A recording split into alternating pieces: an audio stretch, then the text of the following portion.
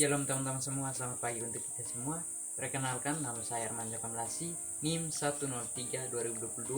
103-2022-0043, kelas B semester 3, Prodi Manajemen Pendidikan Kristen, Fakultas Keguruan dan Ilmu Pendidikan Kristen.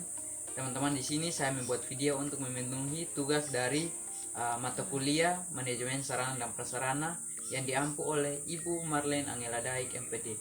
Dengan di sini saya akan menjelaskan tentang materi manajemen lingkungan sekolah. Dan menyaksikan teman-teman.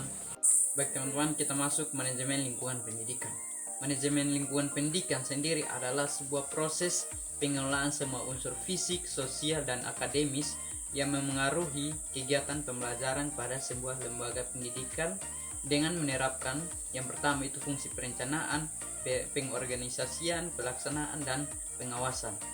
Manajemen lingkungan pendidikan sendiri berusaha untuk mengidentifikasi dan mengoptimalkan kondisi fisik, sosial, dan akademis yang ada pada suatu lembaga pendidikan yang dapat memungkinkan untuk terselenggaranya kegiatan pembelajaran yang efektif. Salah satu dari tujuan manajemen lingkungan pendidikan adalah untuk lingkungan pendidikan yang kondusif. Menurut Asmenri 2012, beberapa hal yang dapat dilakukan oleh lembaga pendidikan dalam mewujudkan lingkungan pendidikan yang kondusif. Di antaranya yang pertama itu penataan lingkungan sekolah atau kampus. Yang kedua itu kebersihan lingkungan sekolah atau kampus. Dan yang ketiga itu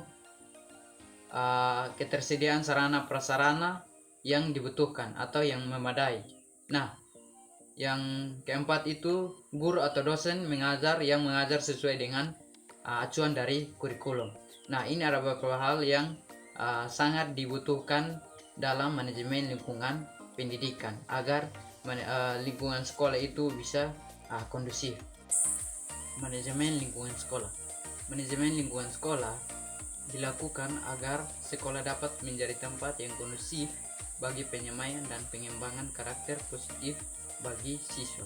Lingkungan sekolah yang kondusif bagi penyemaian dan pengembangan karakter positif siswa dilakukan dengan memperhatikan prinsip-prinsip berkelanjutan, terpadu, konsisten, implementatif, dan menyenangkan.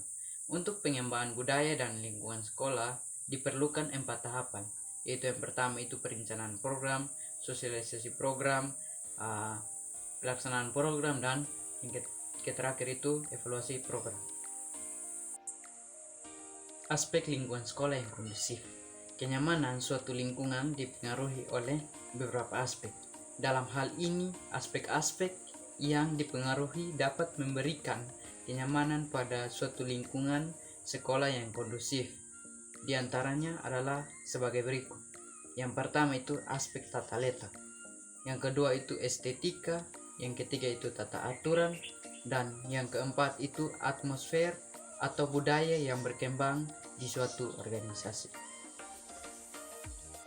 Penciptaan kondisi lingkungan yang kondusif membutuhkan persyaratan tertentu yang secara khusus harus dikelola oleh sekolah beserta dengan stakeholder sekolah lainnya. Beberapa hal yang harus ada dalam penciptaan lingkungan sekolah yang kondusif adalah bangunan sekolah yang kokoh dan sehat, penataan halaman sekolah, adanya lapangan bermain, adanya pepohonan rindang di lingkungan sekolah, adanya sistem sanitasi dan sumur resapan air, adanya tempat pembuangan sampah, adanya lingkungan sekolah, adanya lingkungan sekitar sekolah yang mendukung. Di samping syarat-syarat yang bersifat fisik di atas dalam penciptaan lingkungan sekolah yang kondusif, maka ada beberapa aspek yang perlu ditumbuh kembangkan pembinaan lingkungan sekolah yang kondusif bersifat psikologis atau mental, antara lain sebagai berikut. Yang pertama itu keimanan, yang kedua itu ketakwaan, yang ketiga itu kejujuran, yang keempat itu keteladanan, yang kelima itu suasana demokratis, yang keenam itu kepedulian, yang ketujuh itu keterbukaan, yang kedelapan itu kebersamaan, yang kesembilan itu keamanan, yang kesepuluh itu ketertiban, yang kesebelas itu kebersihan, yang ke-12 itu kesehatan, yang ke-13 itu keindahan, dan yang terakhir ke-14 itu sopan santun. Ruang lingkup manajemen lingkungan sekolah melalui beberapa tahap kegiatan, yaitu yang pertama perencanaan program, yang kedua itu sosialisasi program, yang ketiga itu pelaksanaan program, dan yang keempat itu evaluasi program.